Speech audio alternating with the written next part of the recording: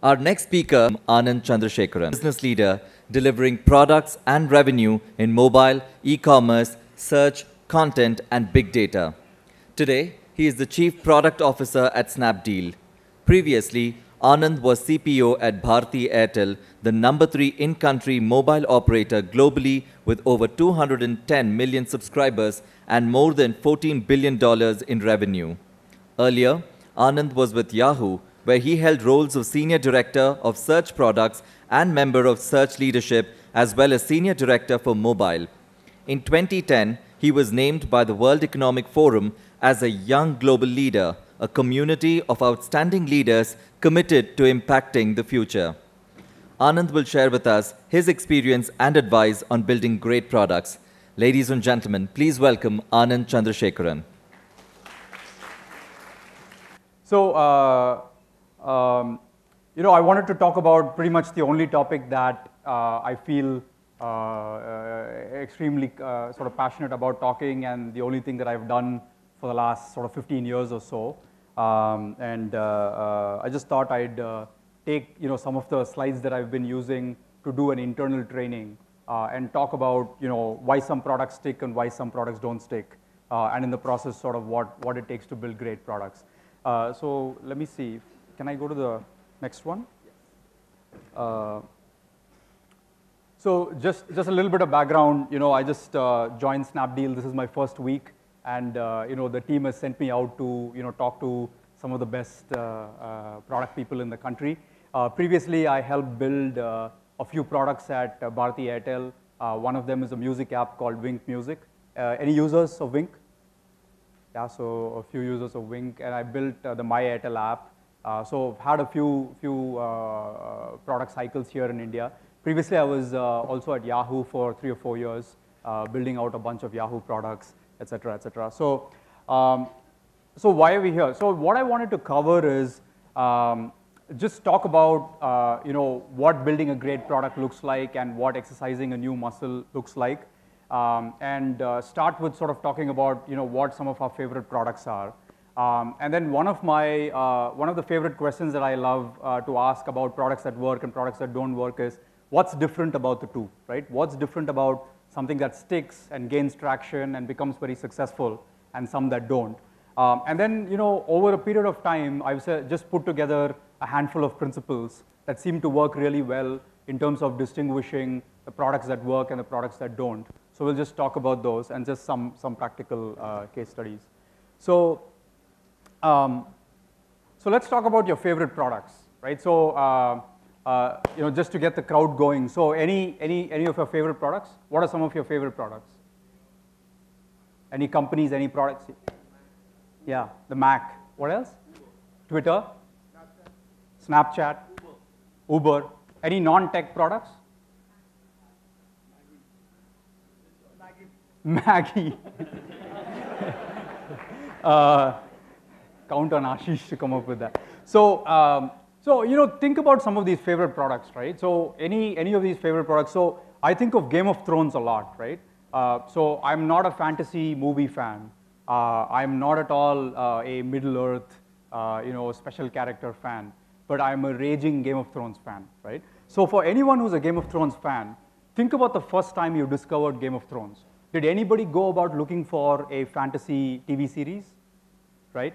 Nobody went about looking for a fantasy TV series. Somebody stopped you and said, you've got to stop what you're doing and go watch this TV show called Game of Thrones, right? Raise your hand if that's how you heard about Game of Thrones, right? So the best products, you don't go out seeking these products, right? They sort of come and interrupt your life and become a part of your life. And then you learn to sort of make it a part of your life, just like we've all somehow learned to love all these characters that somehow seem to die every season, right? The second sort of common question is, what do these products make you feel, right? So when, for the first time, imagine the first time you used a low-cost airline site, right? And you figured out that you could go purchase an airline ticket for 50% of the price. How did that make you feel, right? You felt like a sucker for having paid the other 50% for the rest of your life, right? But you also said, I will never ever go use that other service like ever again, right? You made sort of this this cut to go use this low-cost airline service after using it once or twice, right? And then any Amex card users over here, right? How many of you have had a customer care experience with Amex that sort of made you say, I am never switching my credit card ever again, right? Like these guys, first of all, when you call them, they pick up on the first ring, right? Like there's actually a human being, there's no menu. He actually says, hi, do you have a problem? I can help you, right? And that sort of kept you coming back, right? So when I think of favorite products, a lot of what I think about is how did we first discover them, right? How did they initially make you feel? And why did you keep coming back, right? And I think if you replace the examples I have with any other example, you can sort of come up with your own examples for any of these.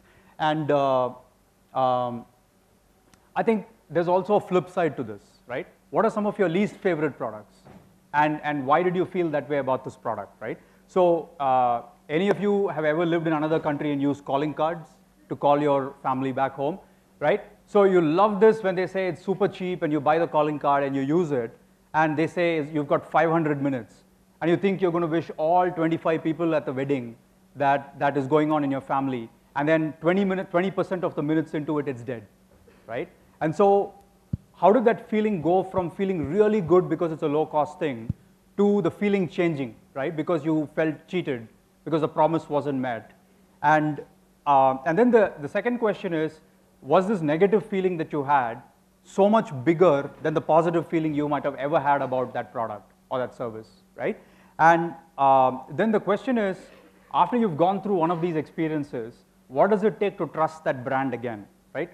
Have you ever gone through this experience where something was a least favorite product or a really annoying experience, and then you went back and trusted that again, right? And in some sense, I'm really curious to see how Maggie does it, because it's such a loved brand, and it's gone to being on everyone's sort of negative list. It'll be really interesting to see if they gain back the trust again. And it sounds like they're now, taking the steps to start to do that.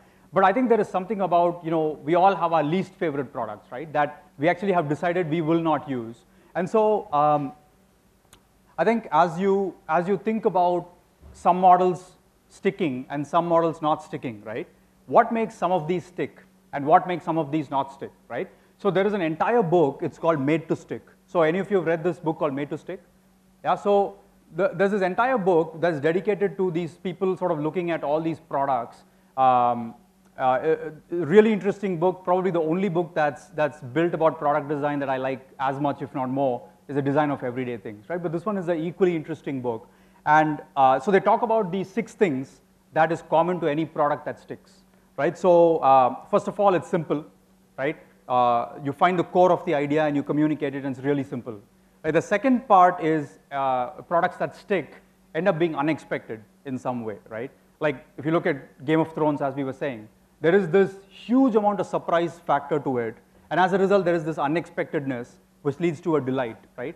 And if you think about Apple making all of its launch events such a secret, right? They wanted to make it unexpected. They don't want you to know everything before the product launches, right? So the third thing is it's actually concrete, right? If they tell you something, then it's actually, you can look at it and it's actually grasped and recalled, and it's actually concrete, so you can believe it. The fourth thing is that it's actually credible, right? So the way it's communicated, the idea is actually credible, and you actually say, I believe it, right? And believability is a big part of whether your brand sticks or not.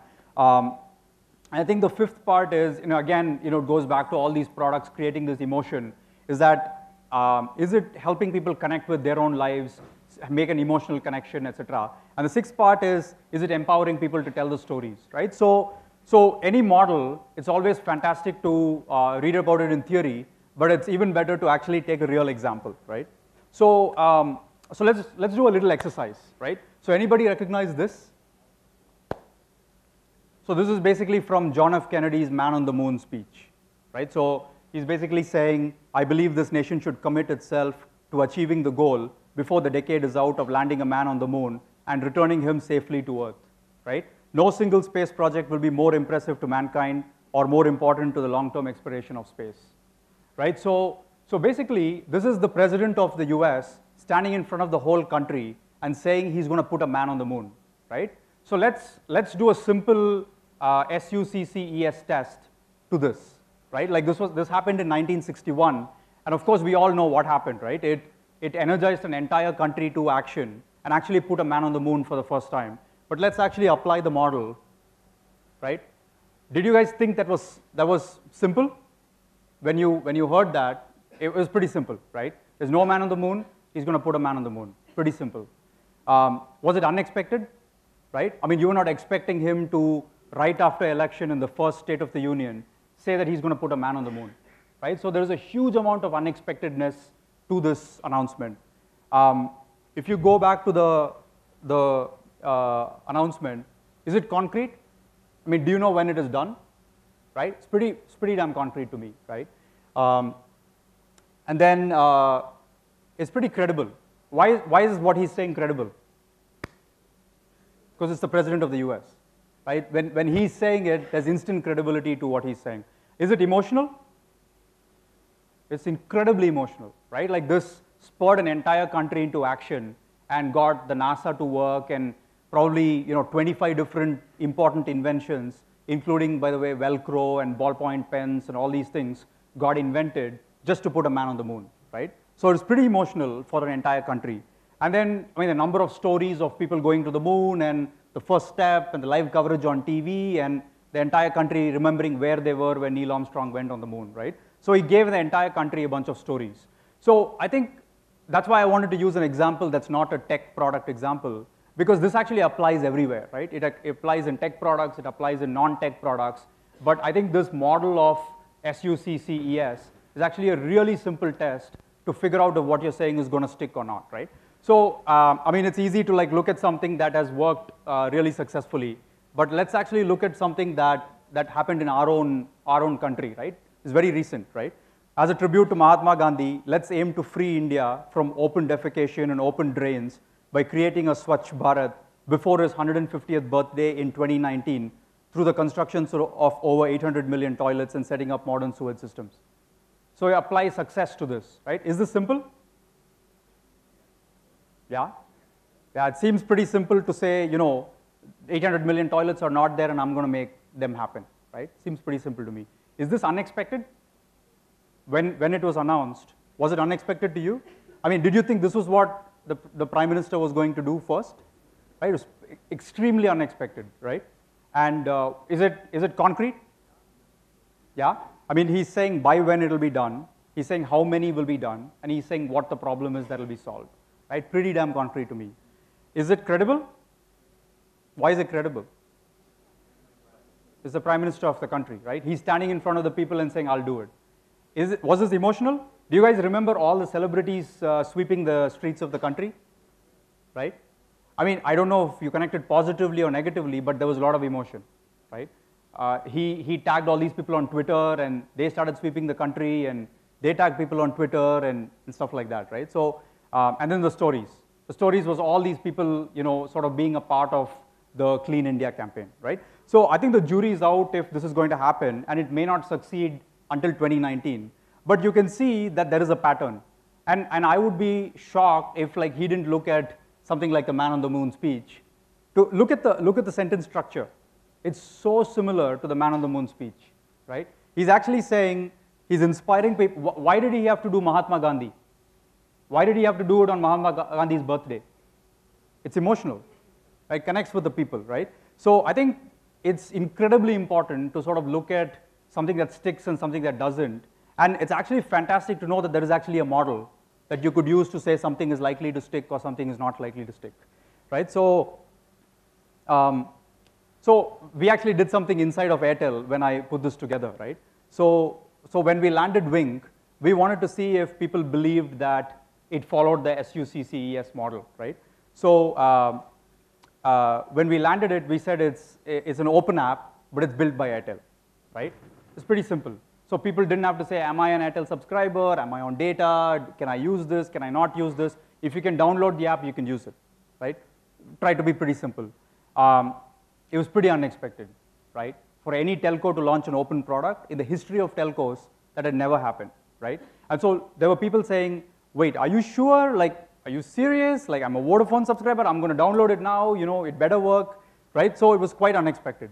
And it was pretty concrete, right? When people used it, it actually worked. It actually did as good of a job, if not better than all the apps out there. And so it was pretty concrete. It was pretty credible because anyone who had used the other apps had sort of been so jaded by a telco launching an app that it was incredibly credible that this company had stepped out of its own sort of way of doing business and had done something kind of unique, right? And it was emotional because the company had been inventing a lot of new stuff in music for the last decade, right? So it built on a legacy that people had been used to seeing, whether it was Hello Tunes, whether it was CRBTs, et cetera, et cetera. So to move that to smartphones was actually an emotional thing, and it resonated with a lot of people who were a part of it. And then in terms of stories, the thing that we spent a lot of time talking about is piracy, right? And the entire industry is sort of, there's some emotional resonance with the pirated music industry being much bigger than the legitimate music industry, right? So the point being, just because it landed doesn't mean that it'll necessarily scale for the same reasons, right? So you might have to go reinvent the model because what might work now may not work to scale. So I wanted to sort of step back and say, now that we know there is a model for a product to stick versus not stick, right? How do we go about building some of these products? So I just wanted to walk through a few of things that worked really well and use some concrete examples for why it worked. So if you want to see all of those in one screen, we just wanted to start with that. But let me actually go through each one of them really quickly, and then we'll make some time for Q&A. So when I joined Airtel, particularly because it was a telco, almost everyone I met had one basic question, right? How do you know when a great product is done, right? Like, how do I know I'm building a great product, right? And my simple answer was, I think you know.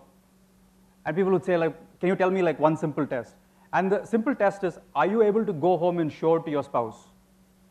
Do you actually go and demo it like to everyone that you meet, right?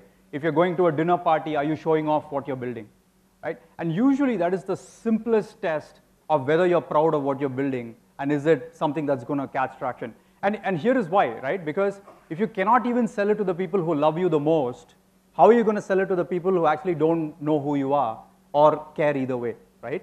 So it's actually incredible that this is quite a subjective thing, right? And you know when something is done because you're actually really excited about it and you're showing it off, et cetera, et cetera. And I'm actually amazingly surprised how much pride is a motivator, right? So I'll give you an example. So one of the things that we did is we brought the very simple concept of dog fooding into a telco, right? So we actually showed all of our products to 500 or 1,000 internal users. And you'd be surprised how many products didn't get launched because the guy had to walk past the guy who sat next to him and actually sit in his seat every day. And this guy was using his product, right? So amazing things happen because of peer pressure when the guy sitting next to you is using your products and vice versa, right? That's a pretty high bar for the guy next to you saying, hey, your product is broken. Are you going to launch it to everybody, right? So actually, pride and love are a fantastic motivator to launch a great product as much as anything else. I think number two is, we all remember our painkillers, but we don't remember our vitamins, right? All of us forget to take our vitamins. And so the key is, the bigger the pain that the user is facing, the more likely that they'll remember to adopt whatever it is that you're building for them, right? And so one of the tests that I love to use is, without using industry terminology, could you stop someone in the middle of the street, not in Bombay, not in Delhi, not in Bangalore, but somewhere in like Bihar or something, right? And explain to him or her what the problem is that your product is solving, right? And will they actually say, I don't know what it is, but I want to use it, right? And so let's actually take a couple of examples, right? Let's take the example of Dropbox, right? How do you explain Dropbox to a guy in Bihar, right? So the simple explanation is, have you carried your laptop from office to home because you were working on a file, and that's the only way you can continue to work on it, right? Everybody you meet before Dropbox would have said, absolutely. My laptop has gotten broken, it's fallen in the sewer, it hit somebody else, and I had a big fight in the bus. I mean, the number of stories you'd hear about it is like insane, right? And then you say, I have a solution to that problem. You don't have to carry your laptop with you anymore. Whatever computer you have at home, you could use the same file from there, right? Remember that I haven't named the service. I haven't said how much storage you have. I haven't said what the price is. I've just said what the problem is. And the problem is so compelling that whatever the solution is, no matter how half-baked the solution is compelling, right? Similarly, if you take Instagram, how do you explain Instagram to a guy in Bihar? Right? First of all, you can't explain in English, but assuming you can. You have all these really, really pathetic-looking photos on your phone, right? Which you've taken at your sister's wedding, at your birthday party, but you cannot share it with anyone because they suck. What if something could clean up your photos and share it in 1 second, right? Pretty damn compelling. I haven't named the service. I haven't said it's called Instagram. I haven't said what's your storage limit. I haven't said how many filters are there. None of the features have been shared, but it's incredibly compelling because the problem is so big, right? So I think when you focus on a problem that's so big, then the user just start latching on to the problem because you don't have to explain the specifics of the solution, right? I think this is one of my favorite, right? There's a lot of designers who, whether it's Silicon Valley or now in India, who sort of equate great design with looking pretty, right? There's a lot of people in the room who like struggled with that. And I think the key is that you have to strive less for pretty and more for simple, right? And so my favorite example is, anybody use Craigslist? Ugliest product on the planet, right? But it works, absolutely works, because it's simple, right? If I'm looking for a bunch of listings, I don't want a lot of distractions. I want as many listings as possible to load as quickly as possible, and I want to make my decision and get into the page, right? Now, of course, they've had their own challenges, but when they launched, it was a fantastic solution, and it's a great example of striving for simplicity, right? And so let me just keep going, and we can come back during question and answers. This is again something that I've been seeing a lot of here in India in the last year, right? There are some incredibly talented product people, but everybody hates them, right? Nobody wants to work with these people because they've somehow not taken their team along for the journey, right? And so a product launches, and right after the product, everybody but the product manager quits. Or the product manager quits and everybody else stays, right?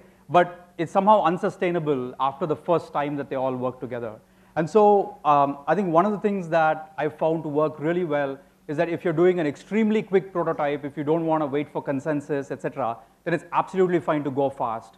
But if you want to go to a distance over a period of time, it's incredibly important to take a cross-functional set of stakeholders. And so at Airtel, for instance, we did this training, and we actually trained all our legal people.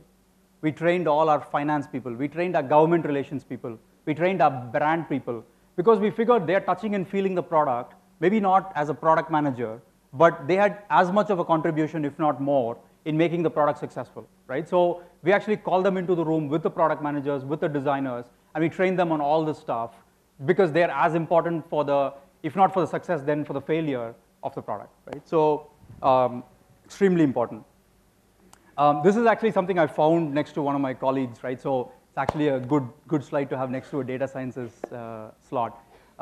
So I think the interesting thing is, if people had just listened to data, we would have just built better horse carriages, right? Because horse carriages seemed to be fine at the time. They just needed to go a little bit faster. So maybe we would get faster horses or something like that. We would not have built cars, right? So I think it's very important to listen to data, but I think use it for the right purposes, right?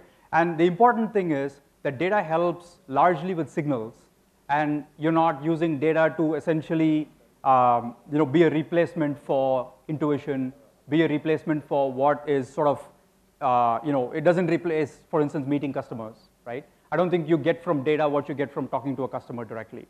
So I think this is, again, one of my favorites, right? So I was talking about dog fooding earlier. I think the number of times where I've found a product where something is explicitly broken, right? And I'd go talk to somebody who built the product, and they'd say, well, thank you for finding this bug, right? And my reaction was, I'm a little bit surprised that I've cared about your product more than you've cared about your product, right? And so I think there's this common thing about everyone in the company using the product before it launches, right? So I'll just share a very quick story. So there was a product manager on my team in Yahoo who was building a travel search product, right? And so there was this guy who was a user research person who said, you can't launch this product without these 2 or 3 attributes in the product. And this guy looked at him and he said, well, but you're not my user. My user is out there, right? And it's incredible how many people, how many of us build products, and someone who works with us comes and gives us feedback, and yet our reaction is, look, I'm not building the product for you. I'm building it for some user that's out there, right? But the truth is, if you've got 50 people living in your neighborhood or in your company or any community around you, they pretty much represent your user base, right? They all have different phones. Some of them have iOS and Android. Some of them have low memory and high memory. Some of them have high-end phones, low-end phones. Their usage patterns are different. They're early adopters and late adopters. So any group of 50 people with some biases are actually a fantastic group of people to test. So no matter how small your company is, I think you should trouble your employees before you trouble your users, right? So any amount of dog fooding. I think this is kind of obvious, so there's no other explanation. I had to say it inside a telco, so it was in the list. I think this is, again, extremely obvious, so I'm going to kind of move forward. I think this is pretty much the only thing that product managers get paid to do, right? And sort of the story that I'm happy to come back to is thoughts on Flash, right? The first time that Flash was taken out of the iPhone, people thought it was just completely insane, right? And a huge chunk of the internet was built on Flash. And yet, because it didn't work for the product, Apple said, we're just not going to use it, right? And as it turned out, it was probably one of the smartest decisions they made in terms of succeeding with the first iPhone. So this is, again, one of my favorites, right? The number of times I've seen people get a bunch of people together and show a mock or a deck or something like that, and essentially those people have nothing to do with building the product, right? And yet you're showing your demo or your mock or your prototype to them, and the only thing that's going to happen in this meeting is somebody is going to say, please don't do this, right? And this person has essentially set themselves up to look for a no within the company, within the, if there's an investor group, et cetera, right? I think if there is a certain intuition that you have and you have to go forward with it, I think the key thing is, in all our process, in all our setups, we are so used to setting it up for people to say no, right? If you look at the number of processes that are in any system, in any organization, so many of them are set up for people who absolutely are not major influencers of the product to just say, I don't think that's interesting, right? And so I think the key is to set your team up and set yourself up so that you have a minimal amount of distraction and minimal amount of need for consensus, particularly in the very early stages, right? I think when the investments are much bigger, then I think you've got to have a bit more of a gating system so that you're not, putting good money after bad. But I think particularly in the early days, I think this is, again, something super interesting, right? I think a lot of people, especially when they're going into a big territory and a big area, they want to go after a bunch of features, right? And they want to launch 4, 5, 6 big things without realizing that, there is some company that's better than them at each of those features, right? And so if a user is looking to do something at a very, very deep level, they'd much rather go use that one app, right? So in the first week that I've been at Snapdeal, one of the more interesting things is the company has actually not integrated all of the apps that have been acquired and has preferred to keep them all as separate apps, right? Because I think users want point apps for point products, right? We believe that solving one problem fully with one app and making that incredibly successful in its category is way better than sort of building this one monolithic app that tries to solve all of the use cases in one shot, right?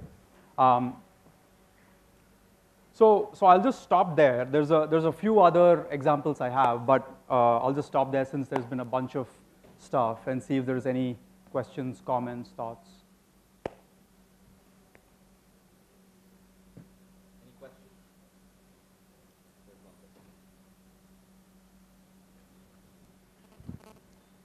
Hello? Yeah. Hello? Yeah. So I was basically asking a question on the last slide that you said, that solving two problems rather than, solving one problem rather than solving two problems partially. Yeah. But the question is, shouldn't be there a mark on how granular can we go? Right? There should be some demarcation where should we stop going granular and granular, so that right now we have apps which basically have solve very simple problems like just think of I remember of an app which basically just suggested you where you should go to eat. Just one, you open up that app and basically it says where should you go to eat in the next hour. That's it. So how is it like? Shouldn't there be a demarcation of how granular can we go in while going through like basically when we are trying to solve just one problem? So my favorite example of an app that does something super granular is have you used this app called RunP? It's called RunP. Right? So what it is in case you have to run to pee in the middle of a movie, right? It'll tell you what you missed during the time that you're gone. And when you come back, you can follow the movie as if you didn't miss anything. It actually tells you when is the best time to do it. When is the best time to go pee because you'll miss the least amount. Relevant part of it. Yeah. So basically, I think, I don't think that app can do much more than that, right? Like, I don't know if it can serve as a flashlight or something like that. but I think that there's only so far that app can go, right? But I think the point that I'm trying to make is, I think very often there's a temptation to say, I'm going to win by putting more into this product, right? Very often you're going to win by saying, what can I actually artificially try to put a constraint against not including, right?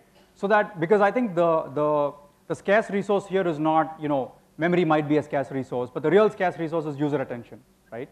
The user wants to make a determination if they're going to come back to this app. I think I was reading a statistic that 4 out of 5 apps that I used only once, right? Only 1 in 5 apps people ever come back to, right? And there's something very telling about the way we build these apps, which is, the user make up their mind very quickly to never come back, right? So I think if you solve one of those problems really well, I think it gives you a chance to maybe get the user back. So hi. I have this question. This is on the e-commerce again. Yeah. My question is like your view on this e-commerce, because we already have Flipkart, Snapdeal, and Amazon, everybody in this market. Yeah. So how do you differentiate yourself from the others? So will you say that LA2 market is the only criteria we can be a successful person in the field, or how it is? How will you differentiate and your view on this? Look, I think every company in this space has their pitch down, right? I think my sense is I think the biggest differentiator will be that I've worked in this the e-commerce space for digital goods like recharges and music and so on, and I'm working now for physical goods. I think the biggest differentiator in the space is what's your clarity of purpose, right? I think what I mean by that is I think if you have 2 missions, it becomes very hard to allocate resources against 2 missions. But if your singular purpose is to say, I'm going to build a computing platform that's going to serve as a marketplace, and it's going to bring 1 million sellers, and it's going to bring tens of millions of buyers, and we're going to build the world's best tools to make this platform successful, right? That's actually a pretty simple, it's not easy, but it's a pretty simple purpose, right? I think if you also want to be a merchant in that mix, then it introduces two focuses, right? And each of those are actually quite hard to do really, really well. And it's harder to do 2 things really, really well, which is what I was saying earlier, which is it's much easier to do 1 thing really well as opposed to 2 things somewhat well. So I think in my mind, the business model differentiation is going to make for a lot of product quality. And I think that's probably in my mind the biggest differentiator. Yeah, hi. Shobit here. My question is in the B2B, regarding B2B products. Yeah. See, when you are doing it for B2C, you have people you can go to around you. Yeah. And in a B2B situation, the problem is the more people you talk to, the more demands come, and then it's like your product roadmap is infinite. Yeah. So how do you control what you want in your base product in B2B situation? Look, I think the biggest, so I worked in enterprise products for a long time. And those were the saddest years of my life, right? And here is why. Because you never talk to your users, right? You talk to some CIO, you talk to some security dude, you talk to some guy who's in the middle of the food chain who approves something. So you talk to some finance guy who approves the budget. But we were actually explicitly not allowed to talk to users, right? And it's depressing as hell to build a user-facing product and not talk to users. Right? And that's one big problem, I think, with enterprise software. I think the second problem is the buying cycle is so high that your development cycle has to coincide with the buying cycle because you've committed to give them something, right? And if the spec is now very different that you're building, So it's actually quite frustrating for innovative companies to now operate at that speed because the buying cycle is way slower than the development cycles, right? And my honest feeling is a combination of iPad, iPhone, and probably 2 or 3 other innovations have probably created more enterprise productivity than 25 years of SAP and Oracle and all the other enterprise software combined, right? So my sense is, I think the world is shifting to a place where real innovation is actually happening on the consumer side. And some of it is translated, like Salesforce.com is a great example, which is taking innovation on the consumer side and bringing it to the sort of prosumer or the enterprise side. They probably don't even think of themselves as an enterprise company, right? They probably think of themselves as a cloud company. So that's probably, in my mind, the best example of someone who's taking consumer innovation, big data, innovation in the cloud, innovation in mobile devices, et cetera, and bringing them over to the other side. But I think that is probably a bit of a dying breed in my mind. Yeah, hi. Hi. Okay. Hi, I want to go back to the last point which you made again, one versus multiple. I'm in the medicine adherence space, and we're launching our product in August. And although it's a problem big enough for us to focus on one thing, but I've been reading a lot about having a product basket to offer to the customers in order to, well, attract them more towards adhering to your product. So it's a bit confusing if you say, I mean, you know, even though we're into medicine management and adherence, adding like diagnostics and stuff like that, in my mind, it might confuse the consumer. But in a lot of articles, it's been said it's, you know, they tell us, I mean, it's a good thing. So I'm happy to actually chat with you offline. It sounds like, you know, it's really interesting. So I actually am involved with a company as an advisor, which is doing, you know, delivery of medicines in a hyper-local way. So I've like worked with one product in that area. I'm happy to chat with you. Definitely, later. thanks. Hi, Anand. I know that it's been a week for you at Snapdeal. Yeah. I just wanted to understand what do you think are, I mean, going forward, I'm sure Snapdeal would be looking to, you know, sort of monetize through ads, if you may, right? Yeah. What do you think are, from the thought process standpoint, 3 or 4 points that you think are the product philosophies that you guys would look to follow? I mean, look, I think so the thing that got me really excited about the company is that there is a vision to bring 1 million online entrepreneurs to the platform, right? And today we are about, I would say, somewhere between 10 and 15% of the way there. So about 80% plus of the work is remaining to be done, right? As these people come online, I mean, the early adopters have come online, they're very successful now, there are some case studies, but I think as the big ones come online, right, they're not going to come online and not be discovered. They're not going to come online and not offer a great services and logistics experience.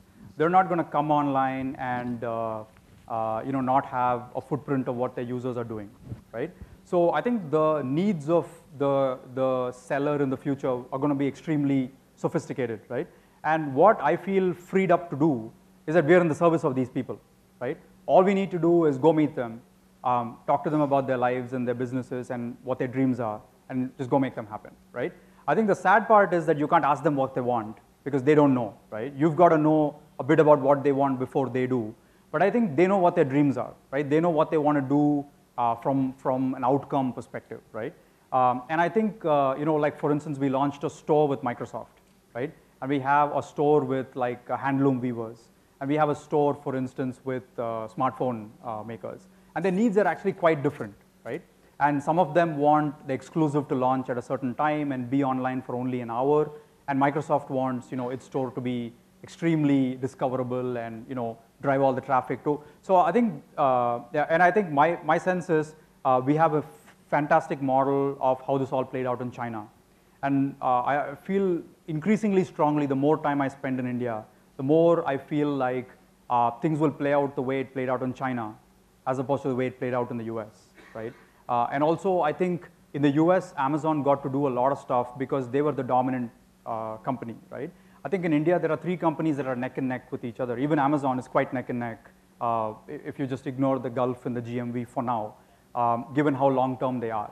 And when 3 companies are really neck and neck with each other, you can't do some of the things that you can do when you're the dominant number 1, right? So I think it's going to be quite an interesting next few years. And I think the two things that are clear in my mind is the companies with the best talent will win in the space, and the companies with a deep commitment to a tech-centric, platform-centric, product-centric approach will win, as opposed to I'm going to invest more money in sort of driving up the game that I'm playing now, as opposed to what tech platforms am I building so that 5 years from now my growth is sustainable, right? Otherwise, you're just throwing good money after bad, because the moment you suck up that you take away the money, the growth will stop. Sure, because the reason why I asked this question Yeah. is this is also driving them away because you're actually Right. not giving them value. Ads at the end of the day are ads. Yeah. So, Yeah. No, look, I spent a bunch of time in search, right, in building search. And what you realize is that about 99% of the revenue in any, search is basically an ads-based revenue model, right? In any ads-based revenue model, about 99% of the revenue comes from less than 20% of keywords, right? If someone is let's say I'm searching for Ashish Sinha, I don't want an ad. I want either the LinkedIn entry or the next big what entry or the Wikipedia entry, right? I don't want an ad. But if I'm searching for diamonds, chances are I'm looking for Tiffany's, right? I'm not looking for a Wikipedia page about the history of diamonds, right? So I think the truth is that certain terms are very clearly monetizable. And so those are absolutely worth monetizing. Yeah. Hello. Yeah, hi. Anand, down here. Anand. Hi. Yeah. How many? One final question. Hey, so what happens when your messaging goes wrong and you misread market sentiment about a product? Sorry, say it again? What happens when you misread market sentiment about a product and you go to market and the market hates it? Then you're basically screwed, yeah, Kiran. So tell us about Airtel Zero. What went wrong?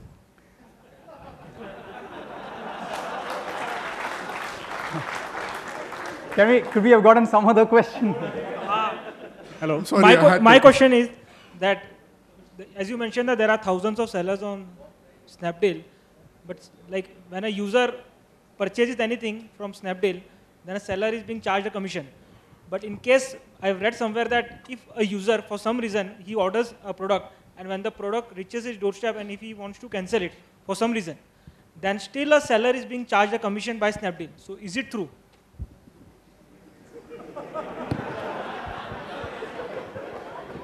Is there anything else? No, I'll actually take both. Okay. No, I think the Snapdeal question, I think there's 5 or 6 people. I think we can, I sure hope not. But I actually exactly don't know the answer, because I think, I sure hope not. I think on Airtel Zero, just few thoughts, right? I think, look, it was meant to be like one simple idea that helped developers, right? I think your question is what went wrong, right? I think we screwed up. And I think we screwed up in 1 or 2 ways, right? One thing is we appeared tone deaf when a bunch of people were saying something that was, it was genuinely feedback, right? And I think internally, having been inside the company during that time, we grew a lot as a company. Like, I'm sure the people in the middle of the Maggie crisis are going through the same thing, right? I actually look at those people and I feel sorry for them, because I know what it felt like to be on the inside of one of these. I think the feeling was very much that you were misunderstood, right? And I think shame on us for not coming out and explaining ourselves for the first 8 days, right? And giving people like you a chance to say everything that you said. But I think that aside, I think that it was I think we genuinely believed that, when you bring users online, it's good for the country, right? I think we launched One Touch Internet earlier, which brought about 55 million new people online, right? So one could argue that it might not be perfect, right? The analogy we used internally is, in Maharashtra and a lot of other states, women get free education. Any women here because of that? Free education, right? It's not true in every state. That doesn't mean what Maharashtra did is bad, right? I think even a poorly implemented idea to bring people online actually is a good thing for the country in the longer term, right? I think where we screwed up is, I think there was some, first of all, the product wasn't launched, right? It was a response to a leak.